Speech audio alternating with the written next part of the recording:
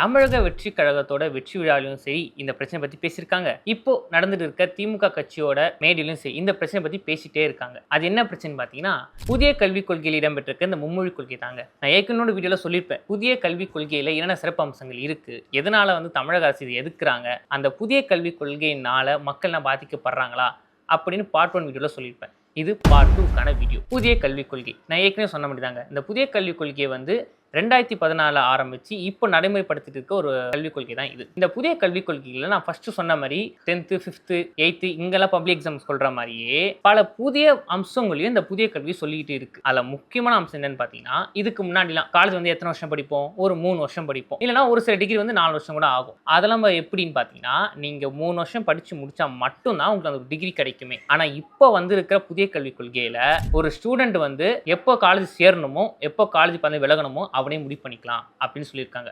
இது இன்னும் புரியுற மாதிரி சொல்லணும் அப்படின்னா, இப்போ வந்திருக்க புதிய கல்விக் கொள்கையில ஒரு டிகிரி முடிக்கணும்னா 4 வருஷம் ஆகுங்க. இப்போ இதிலே ஒரு ஸ்டூடெண்ட் விஸ்காம் சேர்ந்துட்டாரு, பிடிச்சோ பிடிக்காம அவர் சேர்ந்துட்டாருங்க.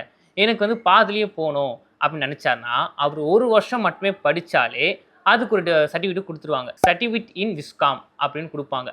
இந்த சர்டிஃபிகேட் வச்சுக்கிட்டு, அதாவது அவர் 1 வருஷம் அந்த கல்வியில் படிச்சிருக்காரு, இருக்கு அந்த 1 வருஷத்துக்கான நாலேஜ் இருக்குது அப்படின்னா சர்டிஃபிகேட்ல இருக்கும். ஸ்டூடெண்ட் 2 வருஷம் படித்தா அப்படின்னு பார்த்தா டிப்ளமோ சர்டிஃபிகேட் அப்படின்னு கொடுத்துருவாங்க. இதே அதே ஸ்டூடெண்ட் 3 வருஷம் படித்தார் அப்படின்னு பார்த்தீங்கன்னா இவருக்கு டிகிரி சர்டிஃபிகேட் கொடுத்துருவாங்க. இதே 4 வருஷம் படித்து முடிச்சிட்டாரு அப்படின்னா மாஸ்டர் டிகிரியை கொடுப்பாங்க. இதன் மூலமாக மத்திய அரசு என்ன சொல்ல வராங்க பார்த்தீங்கன்னா, இப்படி கொண்டு வர கல்வி முறை மூலமாக அந்த ஸ்டூடெண்ட் பல துறை சார்ந்த அறிவை வளர்த்துக்கலாம். இப்போ உதாரணத்துக்கு 2 வருஷம் மட்டும் விஸ்காம் படிச்சுட்டு மிச்சம் 2 வருஷம் வேற ஒரு டிகிரி படிக்கலாம். இல்லை 1 வருஷம் மட்டும் இந்த கோர்ஸை முடிச்சுட்டு அடுத்த 1 வருஷமா அடுத்த 2 வருஷம் வேற ஒரு கோர்ஸ் படிக்கலாம். இப்படி படிக்கிறதுனால அந்த ஒரு ஸ்டூடெண்ட்டுக்கு பலதுறை சார்ந்த அறிவு வளரும் அப்படின்னு இவங்க சொல்றாங்க. அது மட்டும் இல்லாமல் இப்படி ஒரு கல்விக் கொள்கை வந்த பிறகு ஒரு சில கம்பெனியில் எனக்கு பிகாம் ஸ்டூடெண்ட் படித்த நாலேஜும் இருக்கணும், எனக்கு விஸ்காம் படித்த நாலேஜும் இருக்கணும், தமிழ் படித்த நாலேஜும் இருக்கணும், இந்த 3 நாலேஜும் இருக்கணும் அப்படின்னு ஒரு கம்பெனி எதிர்பார்த்தாங்கன்னா அவங்களுக்கு இந்த கல்விக் கொள்கை அவ்வளோ யூஸ்ஃபுல்லாக இருக்கும்.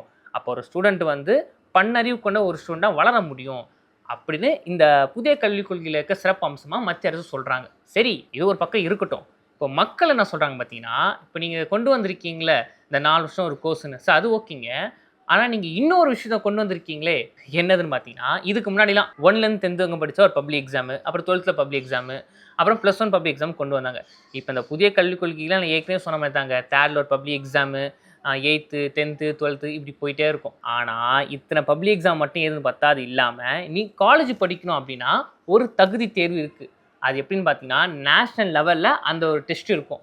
இந்த நேஷ்னல் லெவலில் டெஸ்ட் நீங்கள் எழுதி பாஸ் ஆனால் மட்டும்தான் நீங்கள் காலேஜுக்குள்ளே கால் எடுத்து வைக்க முடியும். அது 2 வாட்டி தான் அட்டன் பண்ணவே முடியுங்க. இன்கேஸ் அந்த டெஸ்ட்டில் நீங்கள் எழுதி ஃபெயில் ஆகிட்டீங்க அப்படின்னா உங்களால் காலேஜ் சேர முடியாது. இப்போ மக்கள் நான் கேட்குறாங்கன்னா, ஏற்கனவே அவன் 3rd ஒரு பப்ளிக் எக்ஸாமு, 5th ஒரு பப்ளிக் எக்ஸாமு, 8th ஒரு பப்ளிக் எக்ஸாமு, 10th ஒரு பப்ளிக் எக்ஸாமு, 12th ஒரு பப்ளிக் எக்ஸாம்னு இத்தனை பிரச்சனையும் அவர் தலை மேலே வச்சுக்கிட்டு அதை பாஸ் ஆகி முடிச்சுட்டு வந்த பிறகு இப்போ காலேஜ் சேரத்துக்கும் நீங்கள் ஒரு பப்ளிக் எக்ஸாம் வைக்கிறீங்க அப்படின்னா அவரோட மன நிலைமை எப்படி இருக்கும் அப்படின்னு மக்கள் சொல்கிறாங்க. அங்கப்பட்ட கஷ்டத்தை என் புள்ள படக்கூடாது தான் நாங்கள் கஷ்டப்பட்டு படிக்க வைக்கிறது. ஆனால் நீங்கள் கல்லூரி சேரதே ஒரு பிளான் பண்ணி ஒரு கஷ்டமான விஷயத்தை காட்டுறதுக்காக நீங்கள் இந்த நுழைவுத் தேர்வு வைக்கிறதுனால படிக்கிற பசங்க பாதிக்கப்படுவாங்கன்னு மக்கள் சொல்கிறாங்க. அது மட்டும் இல்லாமல் இதே மாதிரி தான் நீட் எக்ஸாம் ஒன்று வந்தது. நீட் எக்ஸாம் வரத்துக்கு முன்னாடி எம்பிபிஎஸ் படிக்கும் முறை எப்படின்னு பார்த்தீங்கன்னா, 12th நம்ம அதிக மார்க் எடுத்தாலே அந்த மார்க் அடிப்படையில் தான் எம்பிபிஎஸ்க்கான சீட்டே கிடைக்கும். ஆனால் நீட் எக்ஸாம் வந்த பிறகு நீ 12th எவ்வளோ வேணால் மார்க் எடு, அது 2வது பட்சம். ஆனால் நீ நீட் எக்ஸாமில் பாஸ் பண்ணால் மட்டும்தான் நீ எம்பிபிஎஸ் படிக்க முடியும் அப்படின்னு ஒரு விஷயத்தை கொண்டு வந்தாங்க. அதுக்கு பல போராட்டங்கள் நடந்தது தமிழ்நாட்டில், ஏன் ஒரு சில உயிரிழப்புகளும் நடந்தது. இப்போ அதே மாதிரி இந்த புதிய கல்விக் கொள்கையை தமிழ்நாட்டில் இம்ப்ளிமெண்ட் பண்ணாங்கன்னா காலேஜ் படிக்கிறதுக்கு ஒரு எக்ஸாம் வேணுமா, அப்போ அதுக்கு கோச்சிங் சென்டர் வேணும்னு சொல்லி பல ஸ்டூடெண்ட்ஸு கோச்சிங் சென்டர் தான் போவாங்க.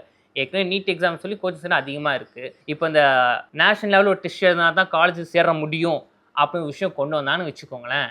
அப்போ கோச்சிங் சென்டர் அதிகமாகும். அப்படி கோச்சிங் சென்டர் அதிகமானால் காசு இல்லாத பசங்களை எப்படி இங்கே போய் படிக்க முடியும், அப்போ எப்படி காலேஜ் சேர முடியும்? அப்போ என்ன மாதிரி என் பையனாக கூலி தொழில் தான் போகணுமா, என்ன மாதிரி சித்தாள் வழி தான் பயணம் போகணுமா அப்படின்னு மக்கள் கேட்குறாங்க. ஏற்கனவே நீட் எக்ஸாம் நம்ம எழுத்தோம். இப்போ இதே மாதிரி தேசியில் ஒரு டெஸ்ட்டு எழுதி அதில் பாஸ் ஆனால் மட்டும்தான் காலேஜுக்கு போக முடியுன்ற நீங்கள் ஒரு விஷயத்தை கொண்டு வந்தீங்கன்னா இங்கே படிக்கிற மாணவர்களோட கனவு என்னவா ஆகும் அப்படின்னு பெற்றோர்களும் சரி மக்களும் சரி ஒரு விஷயம் முன்வைக்கிறாங்க. அதனால தான் நாங்கள் புதிய கல்விக் கொள்கையை எடுத்துக்க மாட்டோம், அது எங்களுக்கு தேவையில்லை அப்படின்னு மக்களும் சரி அரசும் சரி சொல்கிறாங்க.